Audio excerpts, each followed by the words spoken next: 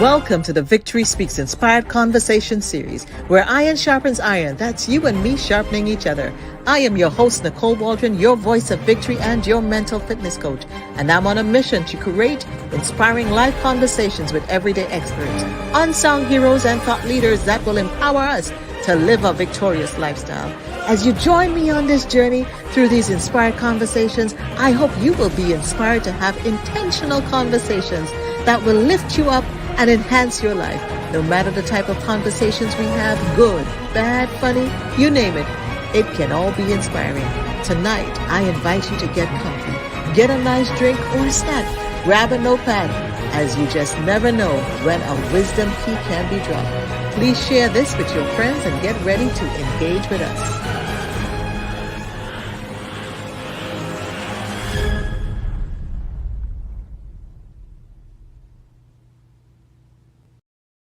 And good evening, everyone, and welcome to the Victory Speak Show. It is truly my honor to have you here tonight.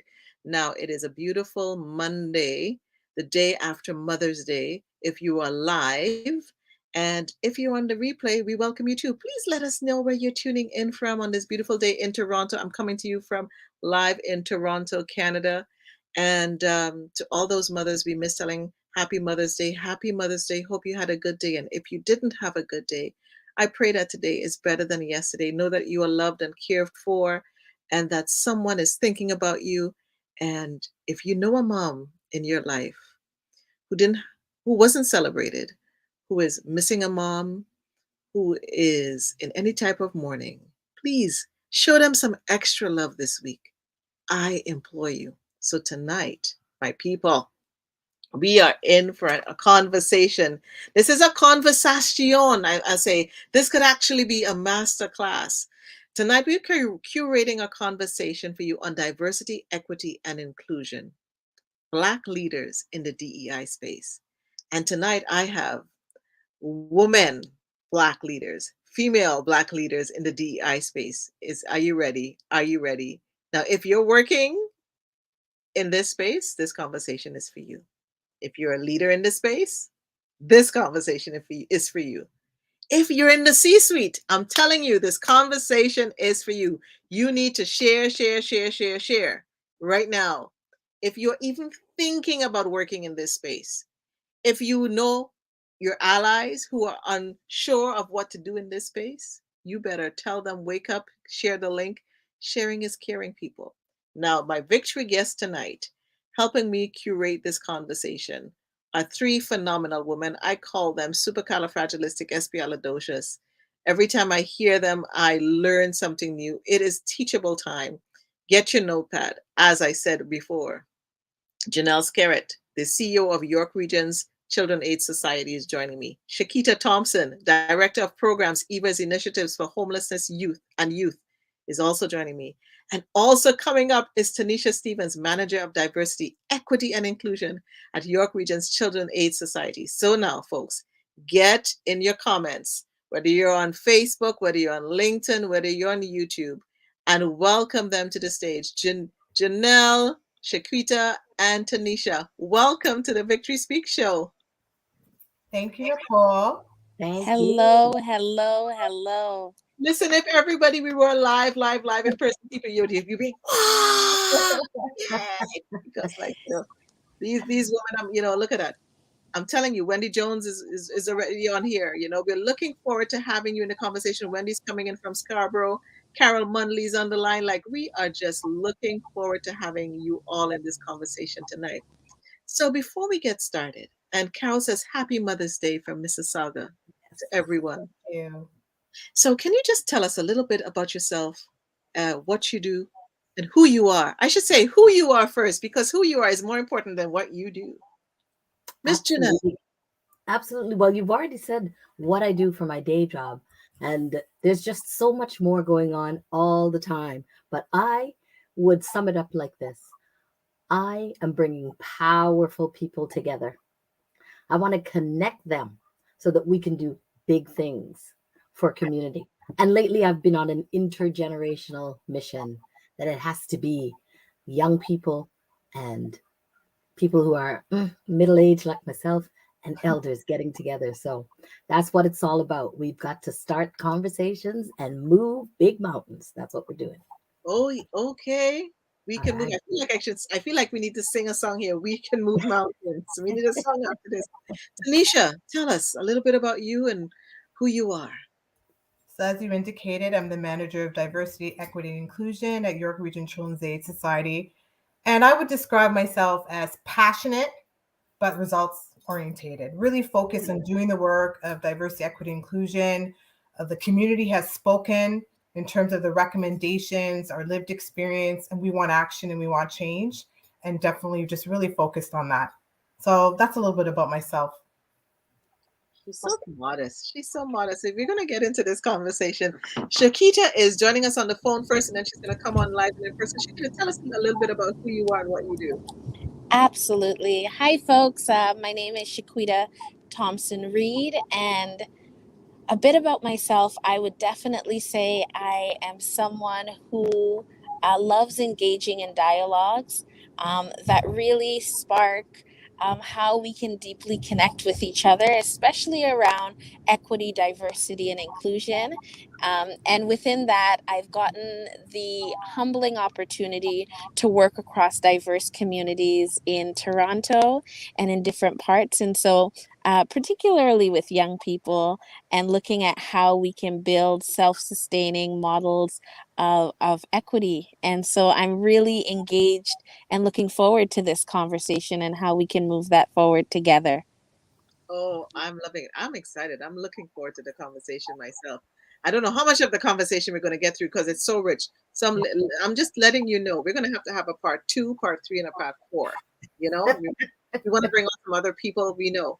So, Ginelle, tell us, you've been working in this space for a long time.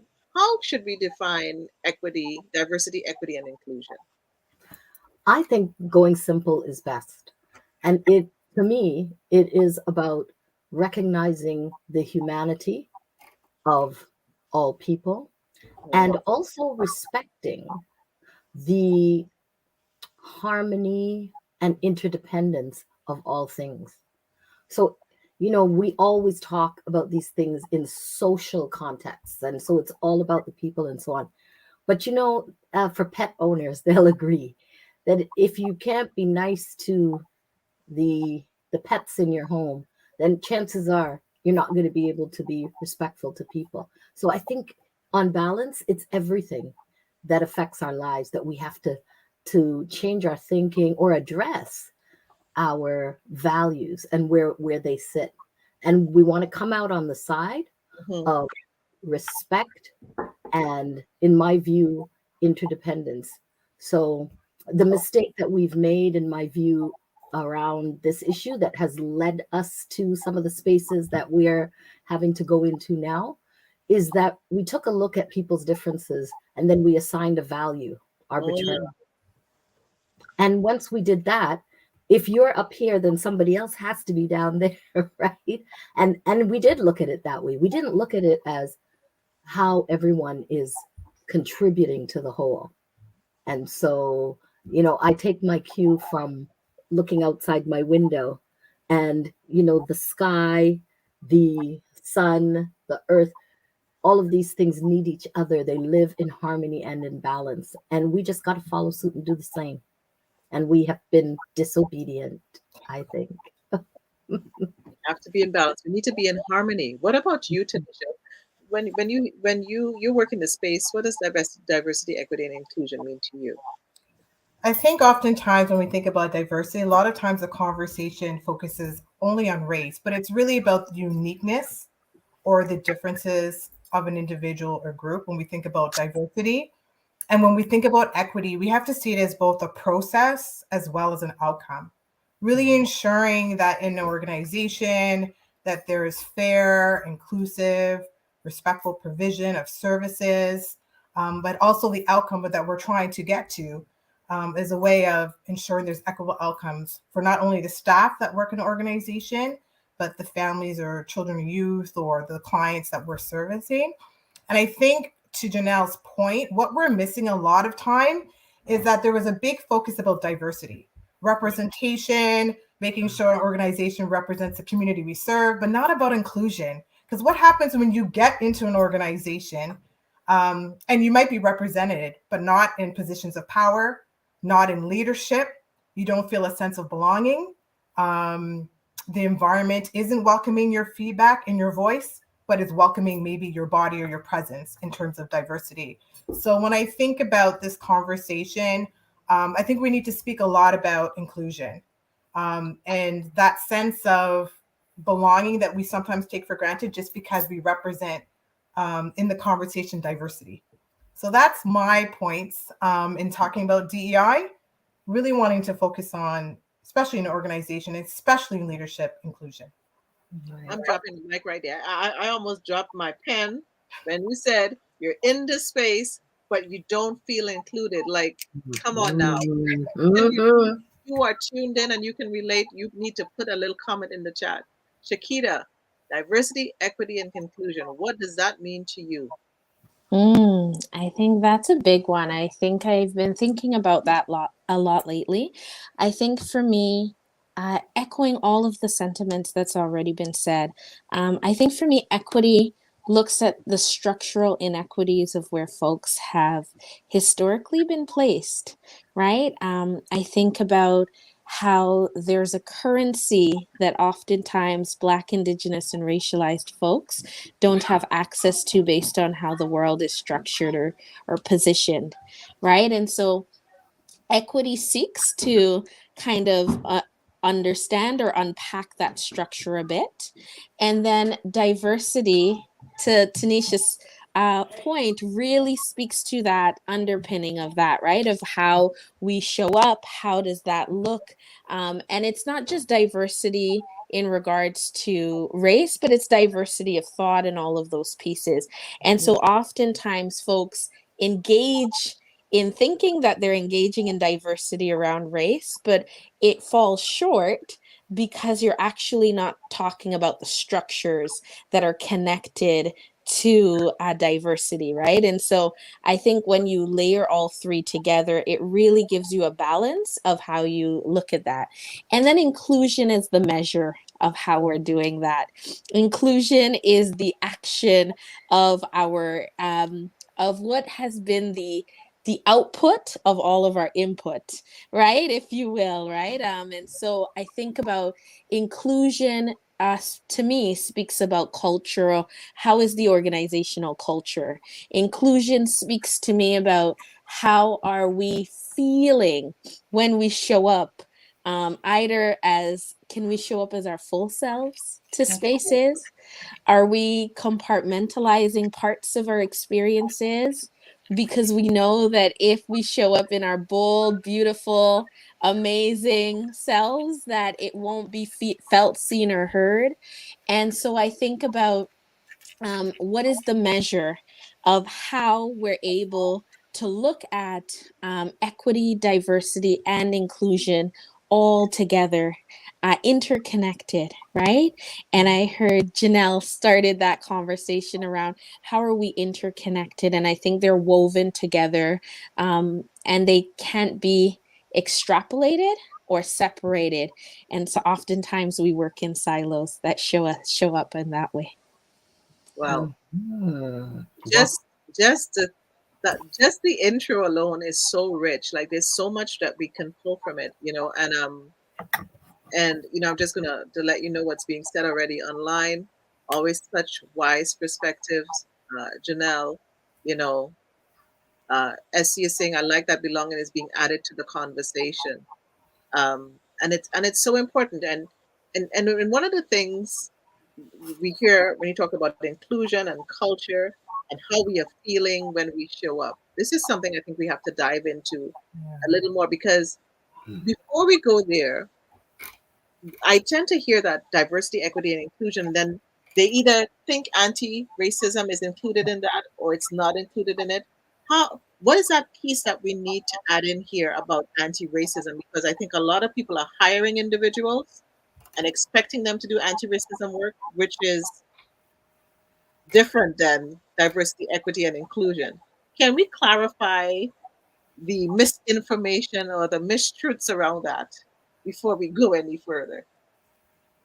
Who wants to jump in? I can jump in. I think it's part of the work, and I think it's not exclusive to diversity, equity, inclusion. It's just also the lens that we approach the work. In the analysis, when we're in an organization looking at policies and procedures, are we taking an anti-racism lens? Are we taking an anti-Black racism lens, where we're looking at new initiative programs, policies, staffing? I think it's important, but I wouldn't say it's excluded from the work of diversity, equity, and inclusion. Ginelle?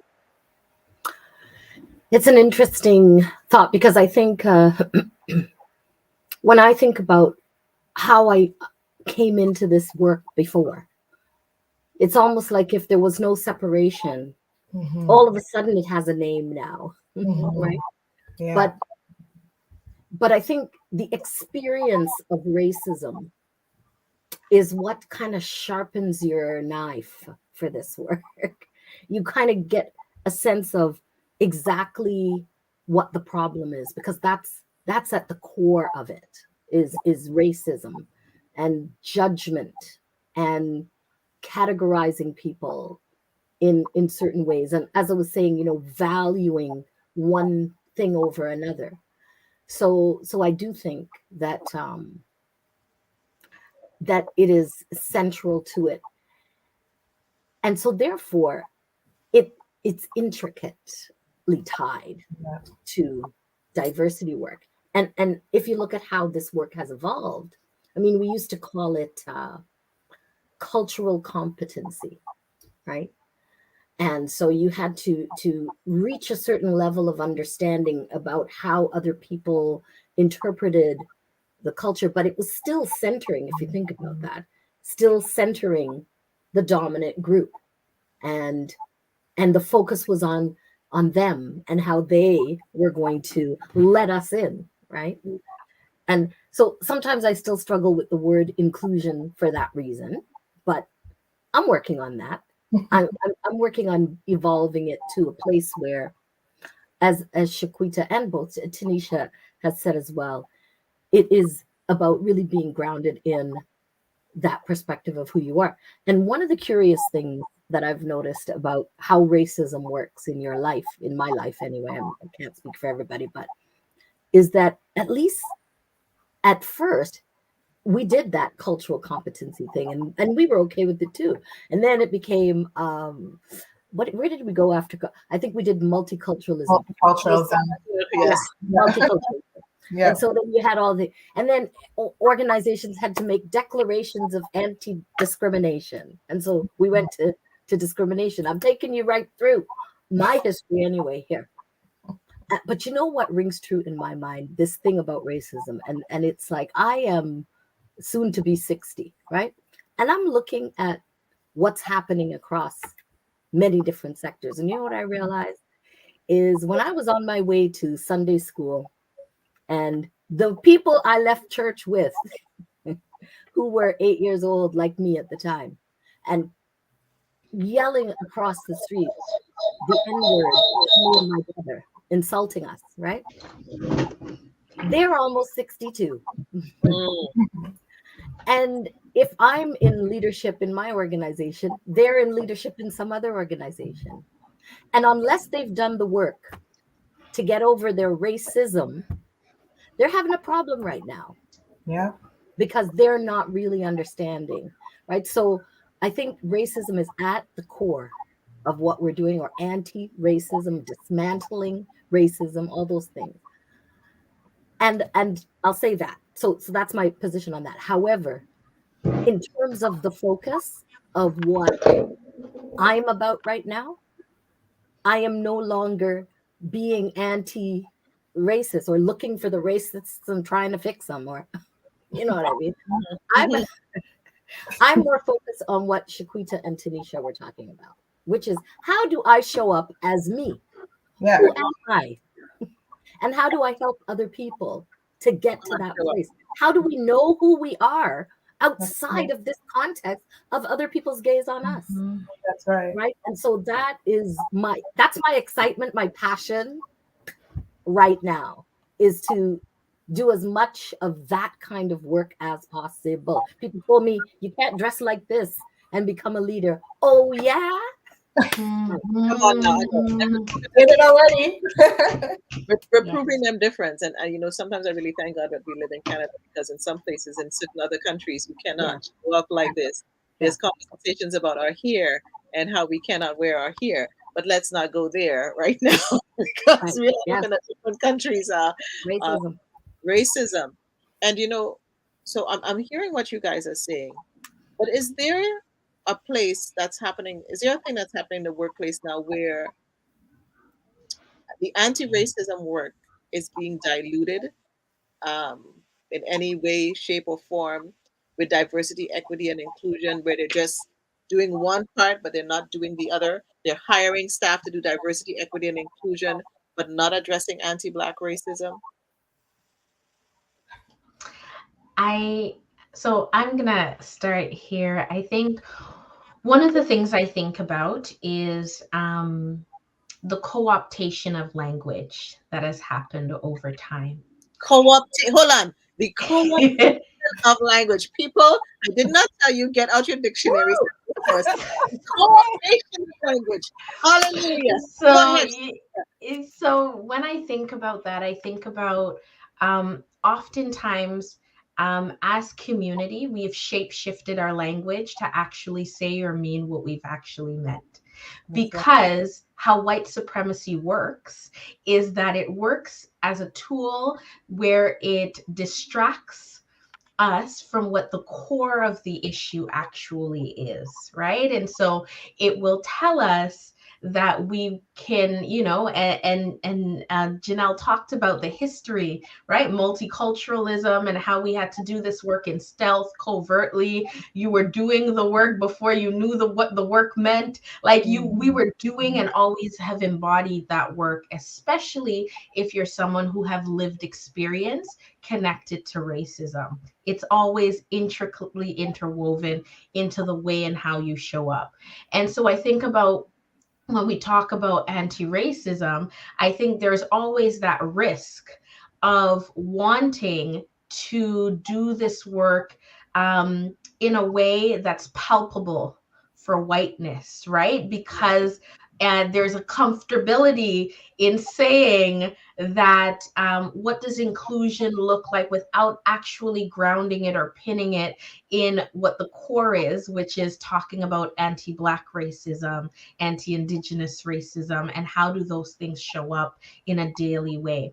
And so language is interesting, and I like language because it tells us a picture of how folks, one, have been resistant in doing the work because so much elders have been doing this before there was a name for it. So I want to first say that and honor that, but also too, when mainstream gets a hold, understands language, I've often noticed that we have to create new language because there's a dilution in the way in which the work is then watered down or sanitized in a way that is palpable or that is comfortable for audiences who are not invested in real actual change.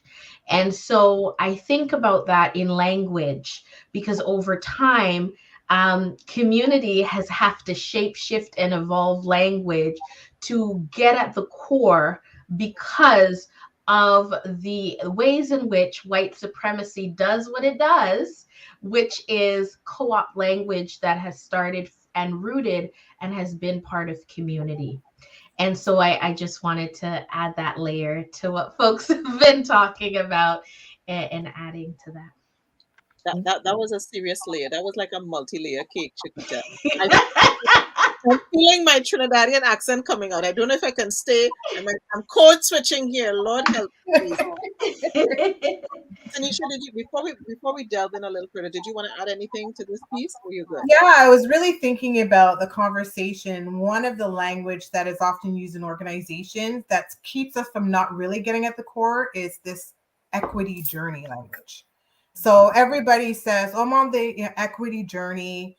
And so in that, when you talk about white supremacy and being kind, be kind to us. We're on the journey. We can be in that journey for years in an organization just based on that language.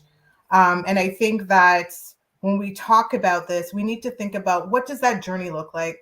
When do we say that we can actually name it, define it within an organization, and move away from this journey language? And I think that's what really came to my mind, and even in the work that I do, and often how we've had to phrase the work as this journey when it's decades, it's hundreds of years of a journey. And so we need to really think about that. Mm. As you guys mentioned some of the challenges, the code switching and you're not saying I can show up as myself and I'm going to show up as myself. I'm going to be myself. I'm not going to have to do anything else. We're talking about the watering down of language, communication, the changing of wording. How do we deal with some of these challenges that are appearing? Because you guys are leaders in the workspace and you're encountering so many different people in levels. I mean, from the C-suite to the B-suite, you're encountering individuals. How can we really deal with this in a way that can help us make progress? Well, I think a healthy dose of patience is required. That's one. And then secondly, it's a really a razor sharp focus on what the point is, right? Because to Tanisha's point, when people start talking about being on this equity journey and being all caught up in, it hurts me to think about you being hurt, that, and then you're kind of like, who's the victim here? Because I can tell you, years ago, I was doing a presentation about the Hottentot Venus, and I was talking about the fact that her genitals were cut away from her body and kept in a jar in the Louvre from the time for over 100 years. Mm-hmm. And it was only when Nelson Mandela was made president that he petitioned France to have her body parts removed and to have her buried properly in South Africa. So now I'm telling this as an International Women's Day event. So it was totally contextual about the history of oppression faced by women and Black women as a particularly sexualized, there were lots of different themes. And no word of a lie, about 5 years later, a white woman came up to me and said she hasn't returned to the community center where I was speaking because she was traumatized by my comments.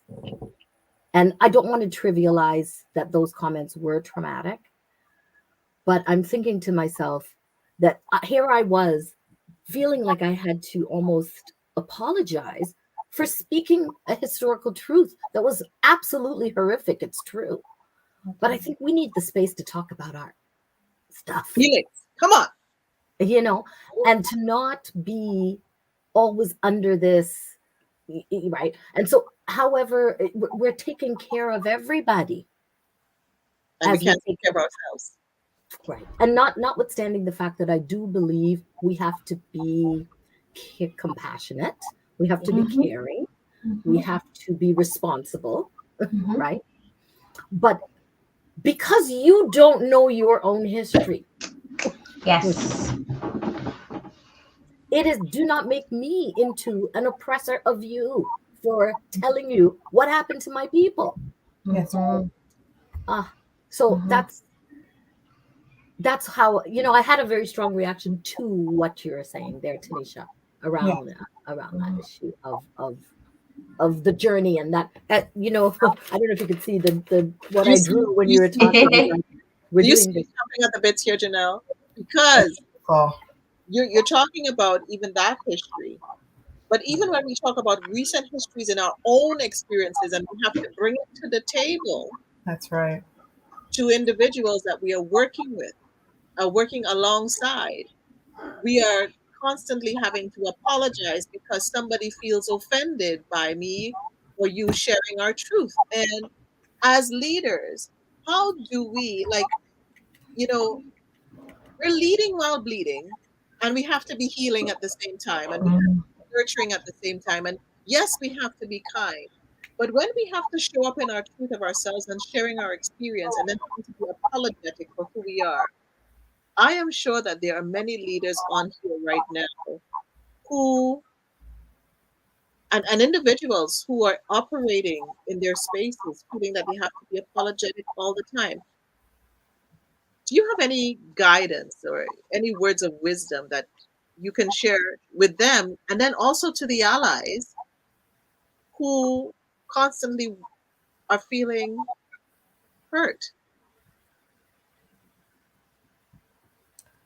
I think the important thing is to continue the conversation, continue to lead despite the fragility that is operating in an organization, in a space, often in a meeting, in a case conference.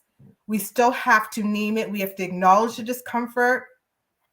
We have to acknowledge and understand when we're entering into spaces what could be occurring. Just my body alone is going to trigger fragility, whether I speak or don't speak. And I have had to, as a leader, flesh that out for myself that I have to lead regardless of this fragility. I have to be able to name it and acknowledge it. How I go about doing that will differ sometimes in terms of how I plan to communicate in different spaces, but I never stay away from the goal that I have is in addressing it, addressing the issues that are before me, challenging, whether it's rhetorical questions, whether it's direct questions, the information that is before me, and who is benefiting. I always think to myself, who is benefiting from this conversation, from this distraction, this lack of focus? Who is actually benefiting in the organization? And we constantly have to have that at the forefront when we're leading. So I think, when we talk about, I really like to always bring up One Vision, One Voice, which leads the child welfare sector, that number one race equity practice, courageous leadership. You have to really embrace that when you're doing the work of diversity, equity, and inclusion. That was good. Stay focused. Yeah. Ginelle. I was delightfully waiting to hear what Shequita had to say. Shequita, okay, go. No, that's okay. Can folks hear me? I think there's a bit of delay on my end. Can you hear me? You're good. So I think one of the things for me, I think about the thing with a couple of thoughts occur around how oftentimes when communities who haven't faced oppression show up, is oftentimes the first response is guilt and shame. Mm-hmm. And so guilt and shame stops any conversation from even progressing, right? And I think about for oftentimes it's like folks go into a bit of a hijack, amygdala hijack that happens, that oftentimes you can't move past guilt, shame, and it sucks all the air out of any accountable conversation that you can then have with folks. And so when I think of this idea of fragility, this idea about how fragility has even been framed, it has become a movement where folks want to hide behind fragility politics, right? Mm-hmm. I'm fragile, I can't move forward. And then it spends all of the time distracting and detracting from where, who needs the most support. And I oftentimes think of who's most impacted by harm in that moment, right? And so for someone who is like really clinging to their fragility, is how are you decentralizing yourself in that moment? And how are you prioritizing the impact of the harm created?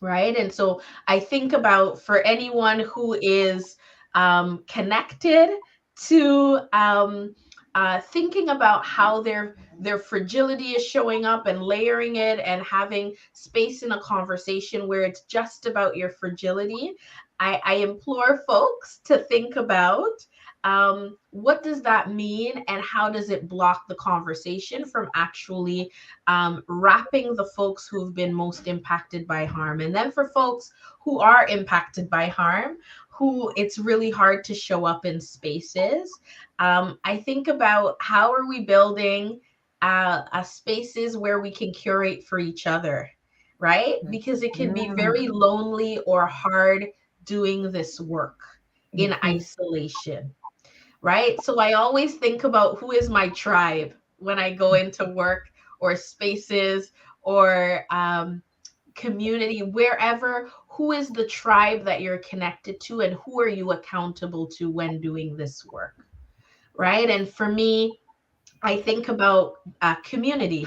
I'm a child of community and a product of great aunties and elders who have surrounded me and wrapped me in love. And so I go as one, but I stand as 10,000 in any space that I'm in.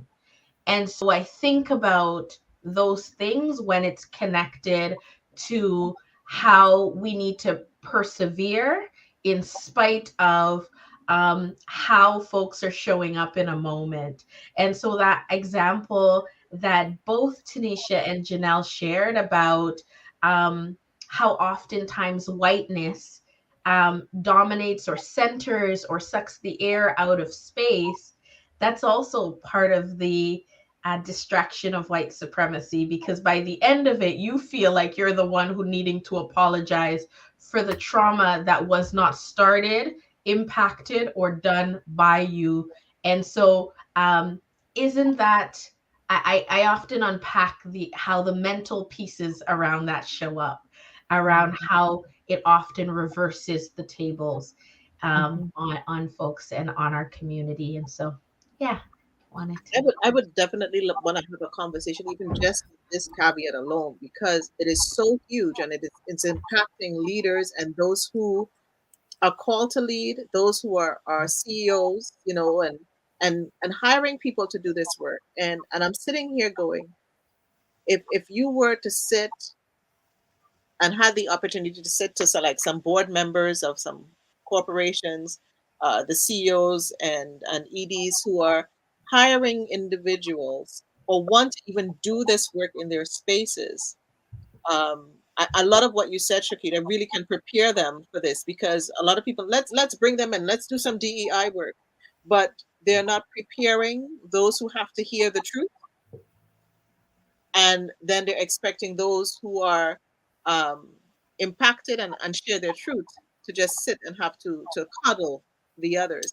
So what would you want to say, or what could you say to some of those leaders right now as they prepare to do this work? What do they need to put in place before they hire and even start the workshops, or bring in the professionals like you to start speaking the truth and bring us into balance and harmony and Ubuntu? Mhm. Well, we talked about it as a journey. Mhm. And I would say that every journey begins with the person in front of you, right? So you cannot lead this change if you do not assess where you are with it. Yeah. And it doesn't mean that you have to be a top expert and to be able to talk the way Tinisha and Shequita speak about this issue, right? Have all of the, you don't, it's not about the terminology. It's not something you study per se. It's really about that self-awareness and analysis. And, many times we hear people in the dominant culture or people who are not experiencing anti-Black racism. And I dare say we hear this from people who look like us as well, Black people as well. Mhm. And that is that we don't really get this. We don't understand it. I haven't experienced it because I've had some opportunities. Like I just don't see it, and I don't see color and all of those kinds of things. And what I would say is that that's a very dangerous thing. Mm. You need to really do that self-assessment piece and understand what is going on and open your eyes to what is going on. I'm not saying that if you feel as though you haven't had a racist experience that you have to, but don't say that you don't understand how racism works. Because even if you are a person who sits around the table, like I say this when I speak sometimes about the extent to which skin bleaching creams sell out in every culture, and you don't know what racism is, like, you know. So racism is operating fair, light, right? How you're supposed to, you know, we talked about it already. The whole aesthetic of being who you are is in question all the time. The assumptions that you make, you need to understand all of that, where it fits. And one thing we know about anti-Black racism, it exists in every culture. Yes. Yes. Yes, yes, yes, yes, yes. Yes. Ding ding moment. We got you. We got you, Ginelle. Yes, yes. And so, I mean, I have a lot more to say, but I want to share the floor today, because, you know, this topic is, like I said, it's not separate from all of the anything I've ever had to do. Racism has stepped up. You know, what do you want to study? I initially wanted to be a journalist, and there was just no Black people at all anywhere on TV. And I thought, okay, I'm going to spend my career, you know, fighting that or whatever. So I wanted to change the thing, right? So then it became about, you know, making those changes and empowering people. But yeah, I give the floor over, because, as I say, I could go on. We need a whole DEI conference. Go, Tinisha. I know I could see. Yeah, I think as an organization, you have to be honest of why you want to focus on DEI. Right? Is it the flavor of the month? You know, what is the goal when you are bringing in an equity specialist or a director? What is the goal? Because often an organization is just to increase awareness. We're not about that anymore, the training. We're there to make change. So if you're just there for, you know, increase awareness, knowledge transfer, yeah, that's part of the work that we do, but we're really there to dismantle, decolonize, disrupt, advocate, change policies, practice, you know, create, innovate. And so you have to be honest as an organization and leadership of why you want a focus on DEI, and what is your true mission? What is the organization's values as it relates to diversity, equity, inclusion? Right? And I think that if you center and you value it, you resource it, you prioritize it, it becomes part of your budget. So don't say you want DEI and you don't say you want DEI and you don't put it in a leadership position to challenge power, because we know at the root of it is power and privilege. But then you put a DEI lead as in a position that is not even at the table to do that. So I think that it's important as an organization. You have to flush that out of your true intentions.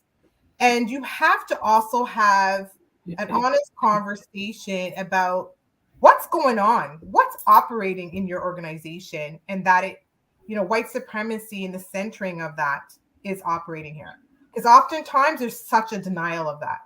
So you're already entering into the workspace with a denial and resistance. And I think just one last piece, and just doing the work, there has to be an honest conversation around how senior leadership is going to step up to address resistance. Don't just tell DI leads that resistance is there. Do not just make it the DI leads responsibility to challenge resistance. We're not in every space. We're not in every conversation. We're not in every supervision with frontline staff. So there needs to be a leadership commitment to name it, address resistance, and what are you going to do about it? And not to just put that weight on the DI director, manager, or team. It has to be an organizational commitment. And I go back to value. It has to be an organizational value that enter DEI so that everybody's on board to tackle this together, including resistance, because we know it shows up. And so that's just a passionate response. Around Are you available next week? Know yourself. I'm like, know your organization. What's your true intention as opposed to wanting DEI. Part 2 next week, Monday, people. Part 2 next week. Wow. Wow. No. Woo! What are your No. organizational values around DEI work? We need to spend a hot moment, hopefully soon, to break that bad person down, because this is a big stumbling block for many. And it speaks to that checkbox, Yeah, It's, Yes. the performative. Yes. listen, I'm gonna download the transcript from this. Yes. I'm gonna be uploading this into one of these platforms so I can get verbatim everything you said tonight, Tanisha. It is so rich. Beautiful. What did you want to say to this one? I echo all of those. Like, I am snapping from here to there. Like, that is absolutely true. I also think about that not many organizations are truly aware of the scope of what they're undertaking when they first say that they want a DEI lead. Right. So oftentimes they go into it saying, we want to tackle this thing, we want to do this work, but no understanding around what that actually looks like, means, or the scope of the undertaking. And so oftentimes they think it's someone coming in to lead trainings, right? Like, that's where the entry point is like, give a couple of trainings and then I will deflect and defer all emotional labor connected to this stuff to this one person, right? And then it becomes a setup. Let's talk about the setup that happens, right? Because the organization has been engaged in these practices for X number of years and then expected to be fixed by one position when it's not structurally sound, or it's not built or embedded into the organizational framework, right? And so it becomes the singular responsibility for that one person or that group person to tackle all of the organizational ills that has already existed prior to their existence. And then it becomes this the cop out for an agency that is not invested in the work to then say, see, it failed. Yeah. See, it didn't go far. See, we tried to do this thing called equity, and then it becomes a performance piece on the singular individual who was hired to change all ills from the organization. Come on now, a whole system that was already in operation prior to even the thinking or integration of either a position or a one person. And so when I think about it, I think about the level of burnout that is connected to this work for folks who are engaging doing this work, because organizations have not thought about the undertaking of the actual work needed to be done. And so I always think about, what is the scope? So how is your organization invested in learning about where it's at, right? Is it an audit? Have they engaged in a process of reflection? Have they actually named what they want the person to focus on, right? Because folks are like, fix everything, and there's no direction as to what you're talking about, right? Like, so they don't know if it's anti-Black racism. They don't know what is the focal point of it. And then they don't say it. So the ambiguity, they get lost in naming it, defining it. And so Tanisha's point about what is your value and what are you coming in to actually do is so critical to actually being able to have any outcome measures that are tangible and accountable. And then my last thing, then I promise you I will stop talking, is how is this work then linked to larger organizational practices? So equity may sit with a person who is reporting on the metrics of it, but it has to be an organizational push in everyone who is implementing it. So it has to be ingrained in everyone's performance appraisals. It has to be ingrained in how everyone is thinking about the work, because what they then do is say, oh, Ginelle is leading it. I will, like, she can come check my homework for everything DEI, and it never puts the onus or the responsibility on individuals to actually grow their capacity to learn individually. And so that also leads to burnout if you're relying on one person to do your homework every day. So I'm gonna stop there. Just Listen, people, listen. Did you want to say something before I say anything else? Oh, I wanted to big up the team at York CAS because I want to say that I walked into a situation that, it could be like what Shequita said, where it's kind of like, okay, so we've hired the Black CEO, right? And so now we're going to fix everything. I was so delighted to walk in and find a team of people committed to working on DEI. They had done a lot of work in terms of bringing up the knowledge base. So that was led by Tinisha, Liz, help me, Simone, Shanique, Jacob, Shanique. that's part of the whole DI department. And it's our first ever DI department in the organization. It's amazing. And so I know that, but even with the department, we're saying senior leadership, you got to own it. Even with the department, we're not going to do all the work. You need to show up and be in the space and be committed. So again, going back to what's your value as it relates to DEI. And then I would say also, people make the assumption that having the title, you have all of this power to do, but you're still in a fishbowl in a sense. And the other thing too is that you're responsible for the well-being of everyone in the organization. So you do have to, notwithstanding my earlier comments about carrying the burden of white fragility, to a certain extent, we have to address it, right? And we have to make everyone feel compassionate and comfortable as we go through this change. And so to Shequita, it was like music to my ears hearing you talk about the fact that it has to be integrated within the organization.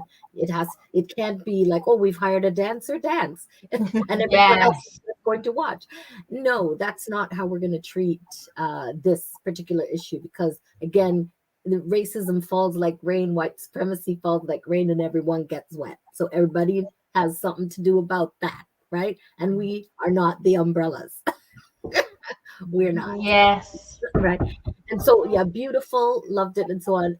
And so it made me think about lunch and love as well, because you hit on the fact that we need to be there for each other. We need to be having these kinds of conversations, and we need to be centering our experiences and strengthening how we show up in this work, right? Because when we're isolated, it's easy to peg us off in a sense, like, and nobody knows, like, the saying, if a tree falls in the forest and no one was there to hear, right? So we got to be there to hear for each other.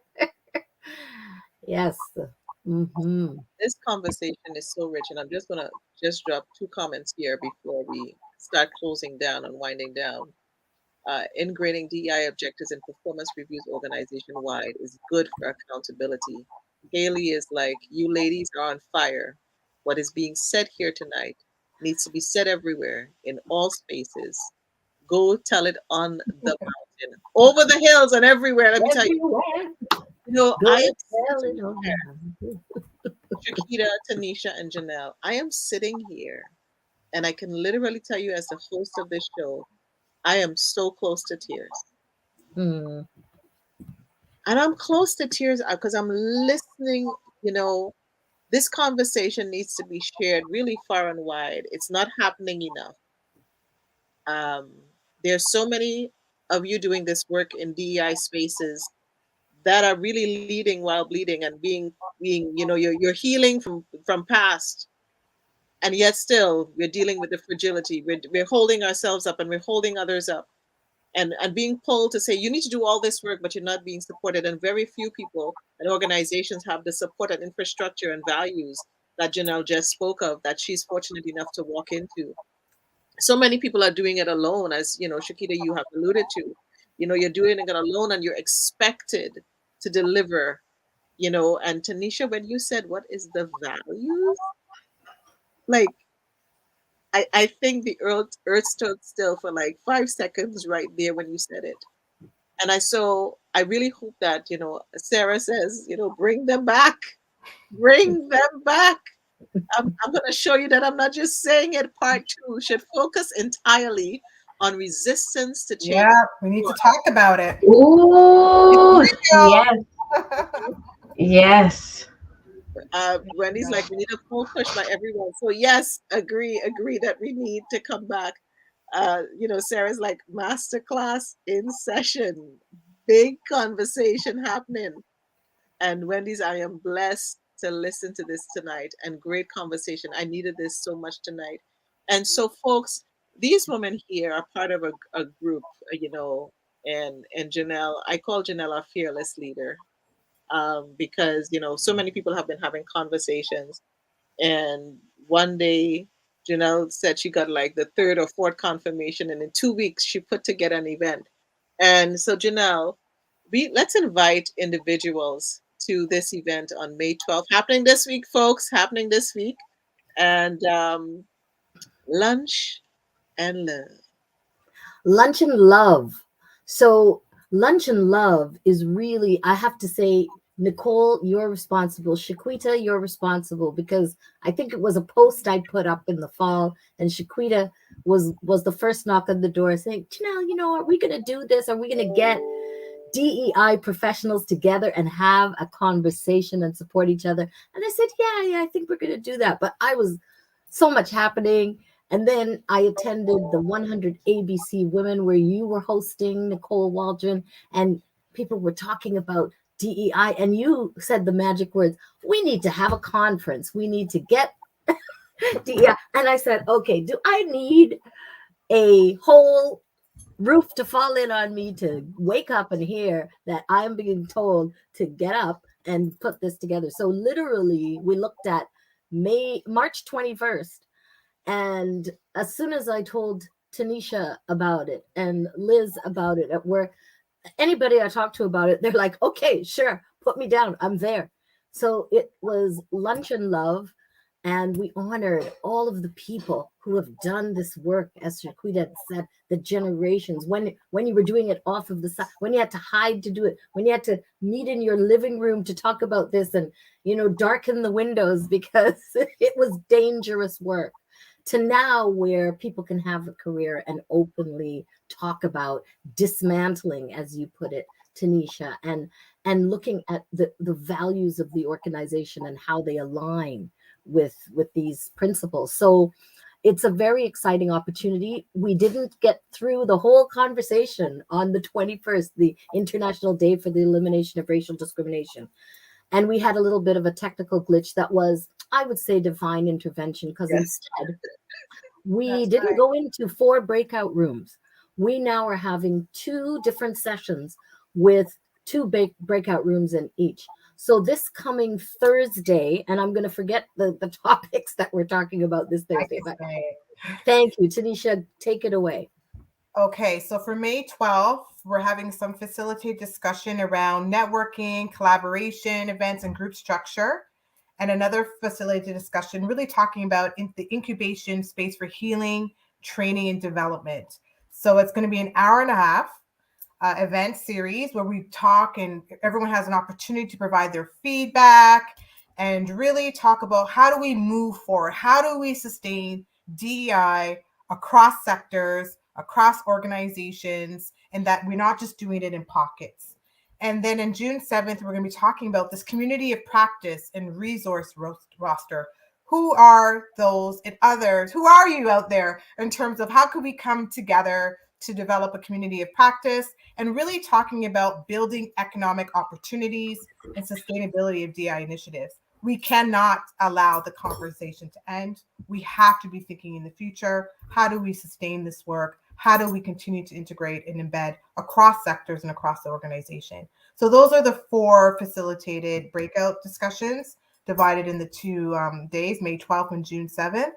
And the registration's on Eventbrite. And I think, Nicole, you will share that Yes. link. I And can so see again, already- we opened already it up to the in the chat. community. It's already in the chat. Sarah's already registered. Right. Right. Good. Well, yeah. I love it. And I have to say, you know, sorry, Shequita, were you going to say something? No, I just was going to say it's a lovely space. I think for so many folks who are doing this in isolation, it is so great to recharge in a space where folks are coming together focused on the same goal. And so I'm really looking forward to spending time in community around all of the shared work and expertise that exist. So looking forward to it. Absolutely. And so, yes, I was going to say that it's the beginning of the conversation. And it's the begin. There's no organization around this. This is just us deciding we need to talk to each other. We need to figure this out. We need to pull ourselves together. And to Tanisha's point, the last focused discussion is around sustainability. How do we, you know, stop this from being, this is not the flavor of the month for us. This is life, right? And so how do we ensure that remains the focus within society and within our organizations? So most definitely we're looking forward to building on a strong foundation. And I wanted to say another thing that we do need to talk about that we don't talk about enough in this space is that we talk about anti-Black racism as if our community is a monolith. And we do need to talk about all the intersections. And, you know, we could have a single conversation about each one of the intersections, but I think that intersectional, where anti-Black racism meets LGBTQS issues, where anti-racism meets ability, right? Yes. Where it meets poverty issues, and homelessness and addictions and all of those kinds of things. There's so many things that we need to, that we're called to, you know, when you're doing community work for as long as we have been, the phone rings. And I was dealing just on the weekend, a young woman struggling with a place to live, right? Another one, domestic violence. All of these things, they are linked to the problem of anti-Black racism, white supremacy, and all of that. So anyway, so lots to talk about indeed, and we're looking forward to it. The conversation is big, the conversation is wide, the conversation is deep. And I am so honored that you ladies came on tonight. Donna Alexander says this kind of conversation was long overdue. You're welcome, Donna. I'm so glad that you tuned in. You're doing phenomenal work in the community, Donna, and we commend you here tonight as well. Joan Pierre, we commend you. Look at you, human rights advocate at Amnesty International now that you are. And it's information to share very wide. It definitely is a masterclass. And you know, as we move forward into this space, you know that I only probably asked like 5 of the questions that I had. But as we here, I'm going to ask you one last question before we close out. What does victory look like to you in this work? You can't be on the Victory Speak show and not I get you asked that question. I should have prepped you before, but what would it be if I prepped you, right? For me, I'm going to just go the elimination of disproportionality and disparity. For Black, our lives, every sector, every data, we're present. So that's what victory would be for me.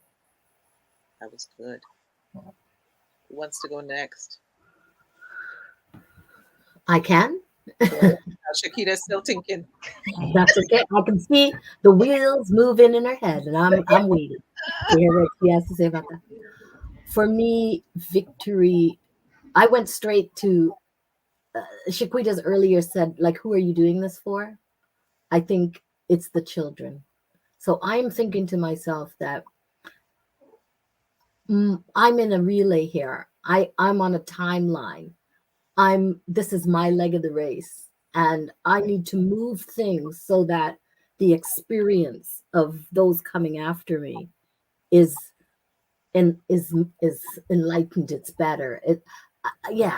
So that's where I went with that. What does victory look like to me is that my children and your children, our children, don't have to, and our grandchildren, etc., don't have to have the same struggle. They'll have their own experience, but let it not be on these fundamental things like questioning whether they're actually human and valuable.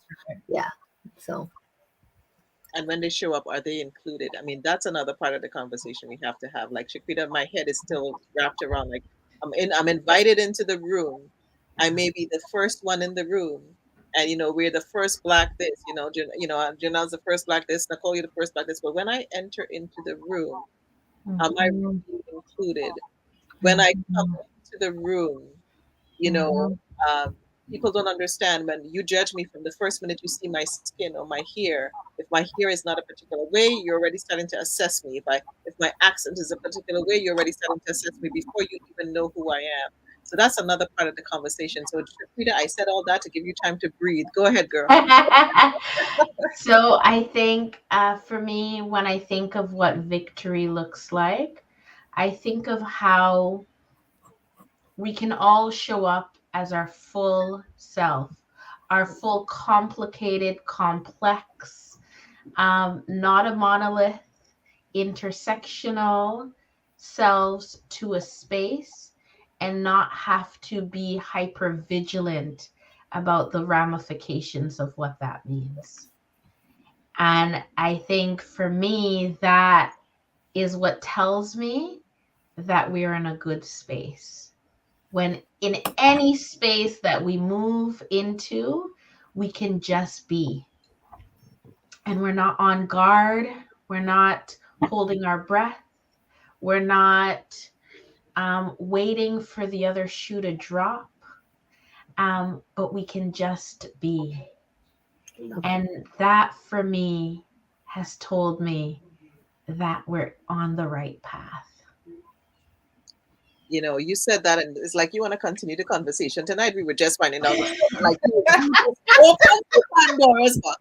You went and right now pressed my corn. You pressed It's my for part corn. two. It's for part two, Pressed Nicole. corn, like you pressed the corn. So I know I'm gonna have to whoosah and say, listen, that piece right there, mm, coming into that room unapologetically and feeling safe in some ways.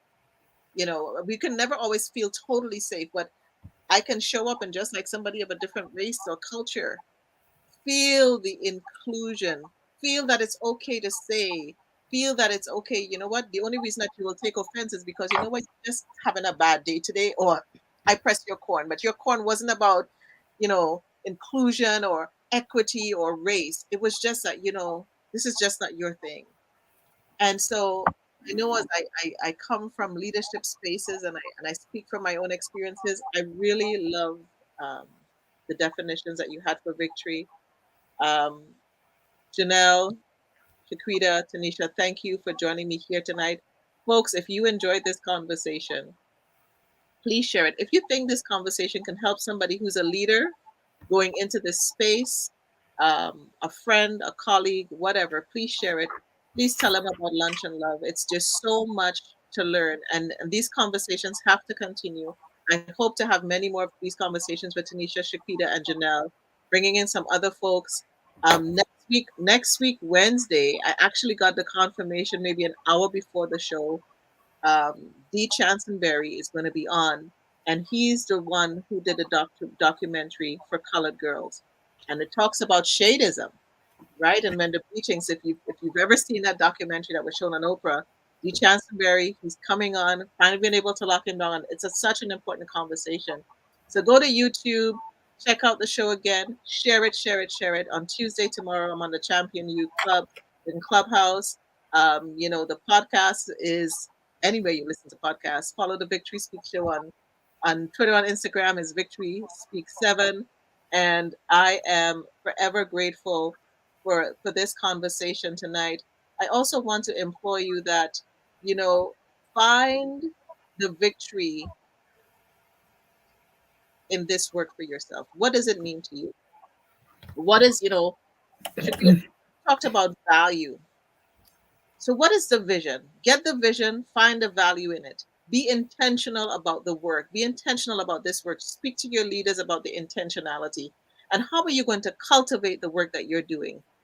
Cultivate that vision that we're speaking for, so that you can be transformative in the space that you're in. So as Ginelle said, that our children and our children's children are operating from a different hemisphere. Along the way, please celebrate those that are doing the work. Give them some ovation. We all have to operate in this space, and there is enough for all of us to do. But we have to do it in order. We have to orchestrate it, but we have to celebrate each other. And for those of you working in the space, rest, because there's rest in restoration. The first part of restoration is rest. So remember to take some rest for yourselves. Yield to the process.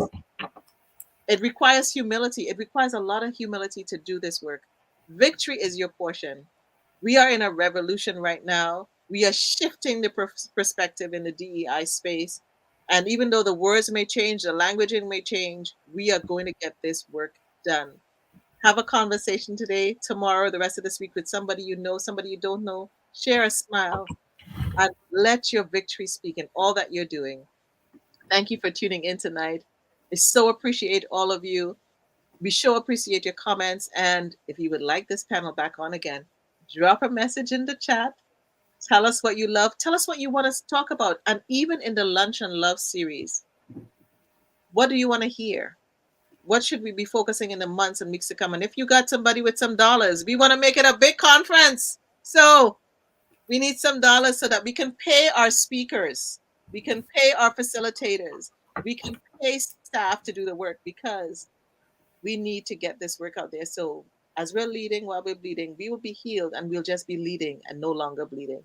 This is Nicole Waldron, your voice of victory and your mental fitness coach, thanking you for joining the Victory Speak show tonight. Take care and God bless.